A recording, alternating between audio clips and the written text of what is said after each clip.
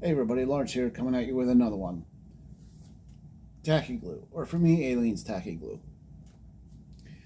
This is nothing but a thick PVA. You know, a little bit thicker than your standard Elmer's.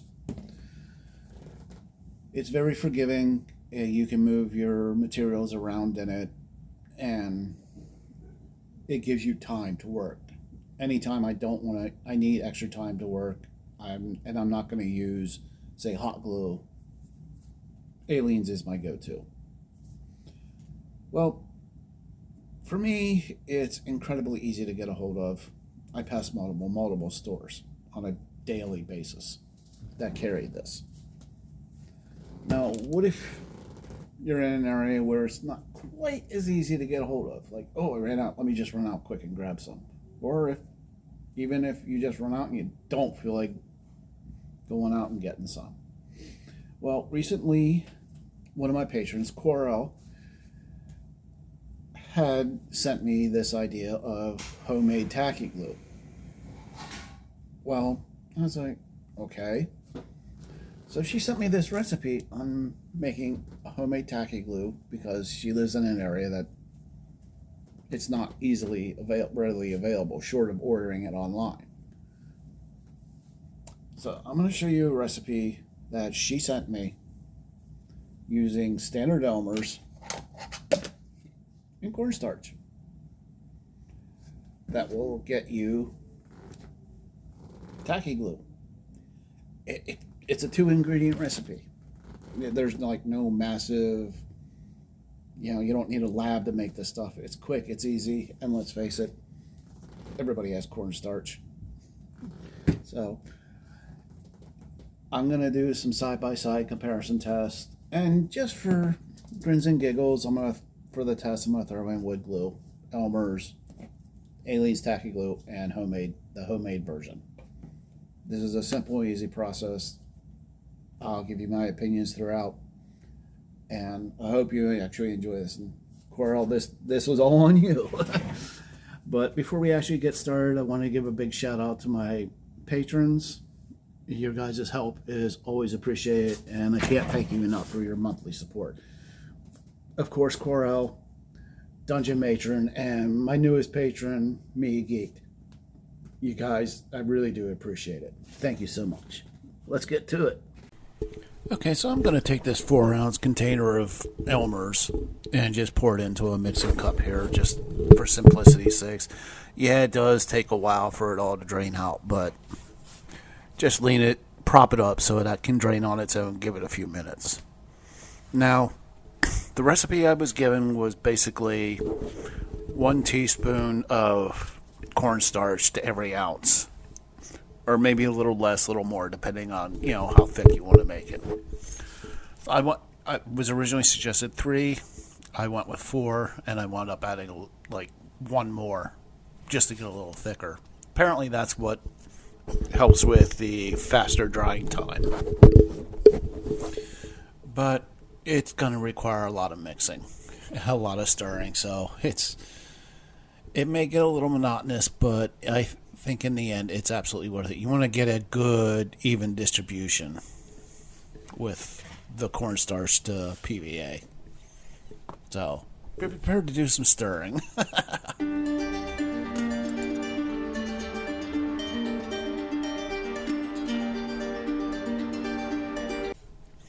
And here I'm just pouring out the homemade into some smaller containers just for a matter of convenience. You don't have to do this, but you want to be able to get it into an airtight container so it won't dry out. Same with any type of PVA.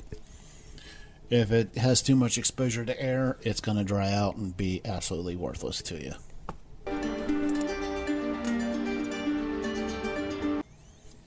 Here I have some blanks of XPS that I use for dungeon tiles, 1/4 inch by 3 by 3 inch. I'm going to use them for doing a couple tests, compare different types of the glues, see how they work, if one works better or the other, whatnot. This here I'm just setting up for being able to paint like little strips of each glue, just to compare how they dry and how they look once they're dry. Of course, I'm going to start off with the homemade here. Just paint a nice little strip in the area I have for it. Then I'll move on to the, what am I painting here? I don't remember. Oh, yes, the Aleene's Tacky glue, what the homemade is supposed to replace. And then, I'll paint a strip of the standard Elmer's. And then for grins and giggles, I'm going to use some wood glue just to see.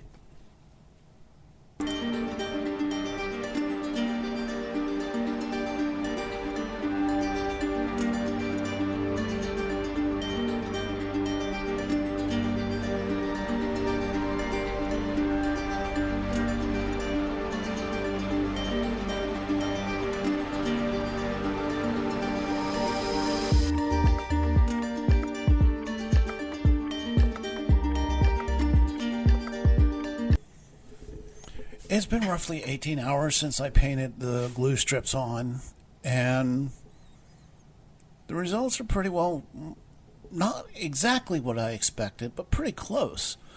The homemade has dried flat, a matte finish, but it has a slight haze to it due to the cornstarch. The Aleene's and the Elmer's, they dried clear, but they have a high gloss finish, which we all know about. And of course, the wood glue has a high gloss but a yellow tint to it, which we all know happens. I will say though that the homemade stuff dried 3 times as fast as the others did. It was completely dry in less than 1/3 of the time. Now here I want to see how they act with a large surface area. Basically, it's a 1.5 by 3 inch strip. We all know that, without air being able to get to it, the glues just will not dry. So I'm going to take all 4 different ones and give them the same amount of area and roughly the same amount of glue on the areas, and just sandwich them together and see what it looks like after amount of time. See if one works better than the other, or one is worse than the other. This is just a comparison.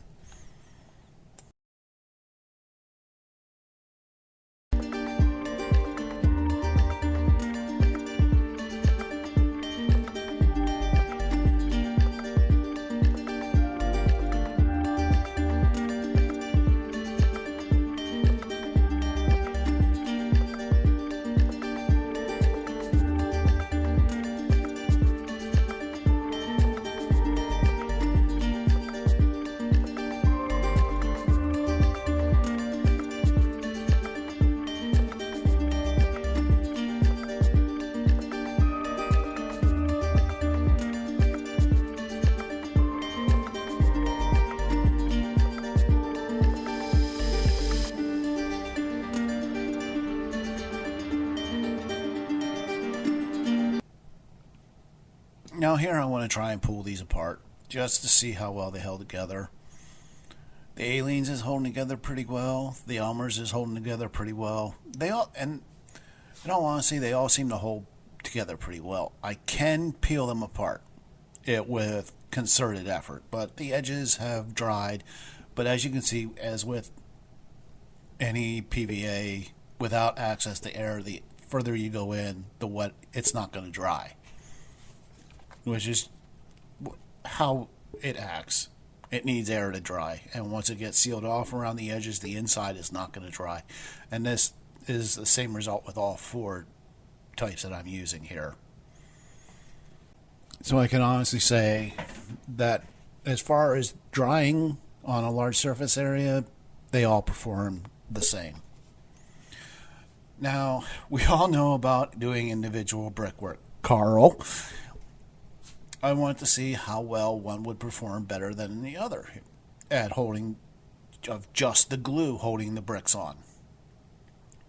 Some of us don't like doing individual brickwork. Some of us are insane enough to do it. Again, Carl.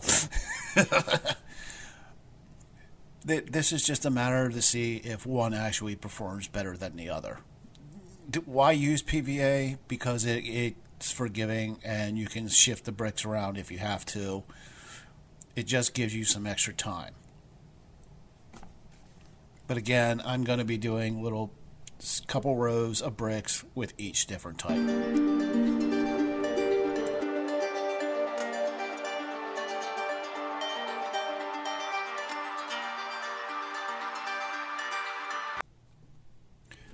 Now, the bricks have had, I think, approximately 6 to 8 hours of dry time. They should have gotten 24, but I want to see how well they hold up if I intentionally try to pull these bricks off.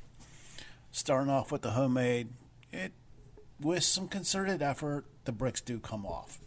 But like I said, I am intentionally trying to pull these bricks off. But it seems to be holding fairly well. I mean, like I said, this is an intentional attempt to pull these bricks off. They do shift somewhat. Now try the Aleen's, and I'm getting the same results as I am with the homemade glue. The bricks are coming off.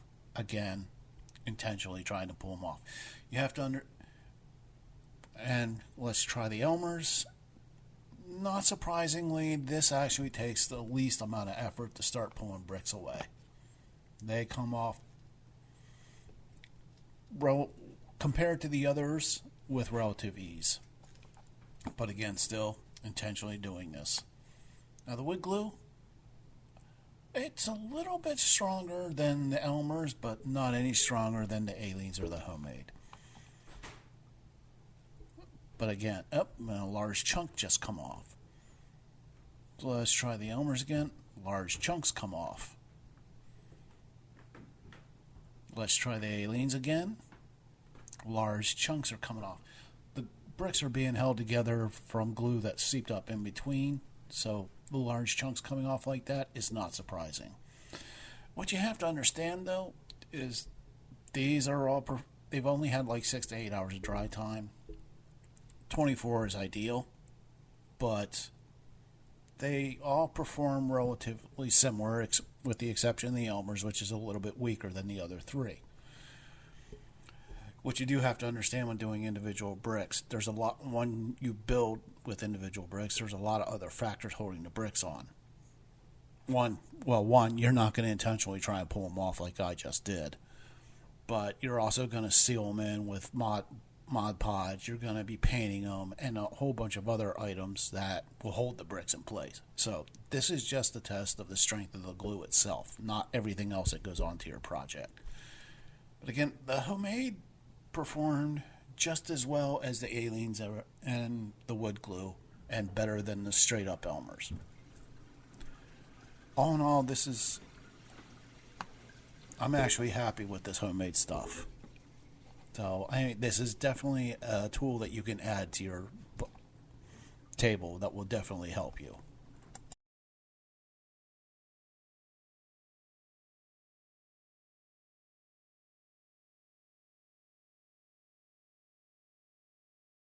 So my final thoughts on homemade tacky glue. Will the homemade replace Aleen's? No. With how easy it is for me to acquire the Aleen's tacky glue, no. But there are going to be times where I'm going to prefer to use the homemade over the tacky Aleen's. So this has definitely found a place on my table. And it is also nice to have an option. If I ever run out of this, I can make a quick batch of it up. So, yeah, this will definitely always be on my table alongside the Aleen's, the Elmer's, the wood glue, any type of adhesive that I use. This has joined them. So, I hope if you guys like the video, hit the thumbs up. If you want to leave a comment, click down below. If you want to get a hold of me directly, check down in the description for a link to Discord.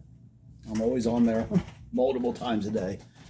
But again, guys, as always, when you're building terrain, the only person you got to worry about is you, because it's your terrain.